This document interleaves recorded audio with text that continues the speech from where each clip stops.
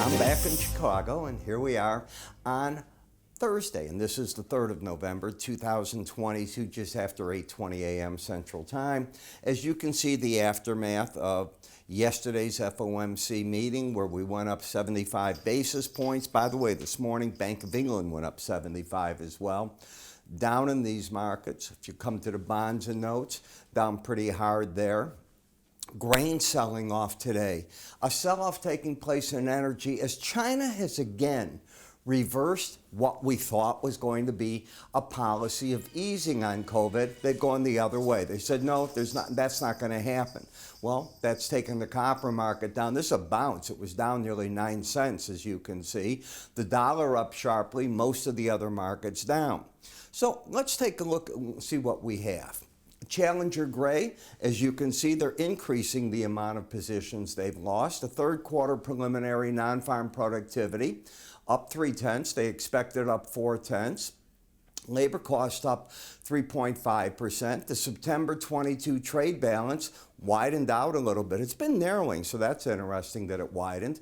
Jobless claims, as you can see, well, they slipped back down 1,000. The market's been looking for an increase. They're not getting that. And that's part of what Fed Chair Powell said yesterday. And I'll get to all that in a minute.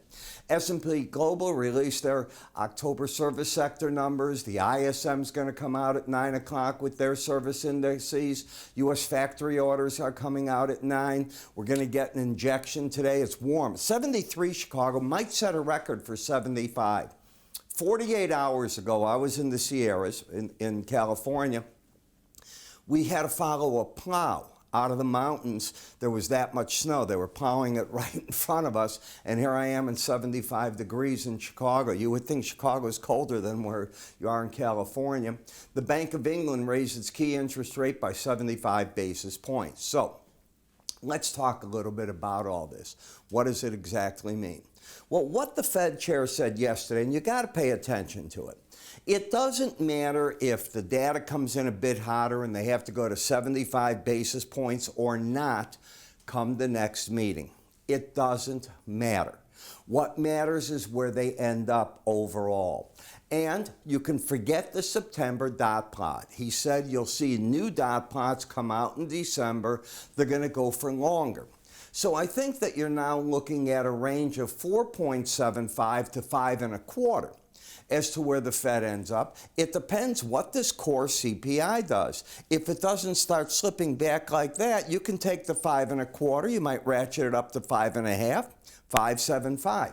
It's going to depend, and this is what the Fed chair told you, about them getting ahead and get the neutral rate there. If you can't get it there, they'll just keep going with half-point, quarter-point cuts after they abandon the 75. Why might they abandon 75 basis points? They want to see the lag time that comes in the market and where that carries. That's really what he said. You can read into it all you want. I frankly don't pay it now a lot of attention to what the other Fed members are going to say.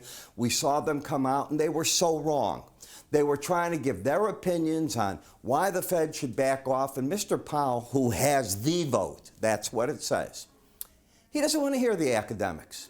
He doesn't want to fall into the Volcker trap. He's not worried about jobs. Mary Daly came out worried about jobs. You know what he just said? That market is so strong, it can withstand the problem. We keep seeing that in the JOLTS numbers. You're seeing it the unemployment claims today. So some of the Fed members aren't on the same page, and that's fine. As long as the Fed chair stays there, you can count that this is the policy you have certainly into the first quarter of 2023 and adjust your trading accordingly.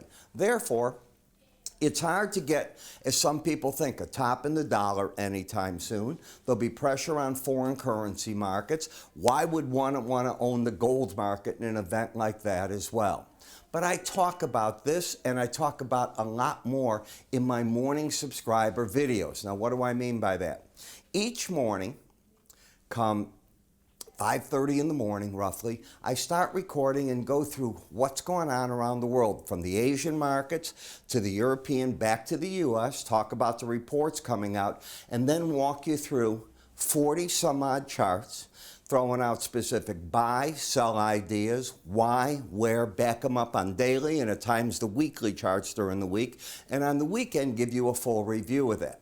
How do you get this information? It's simple. You want to see it?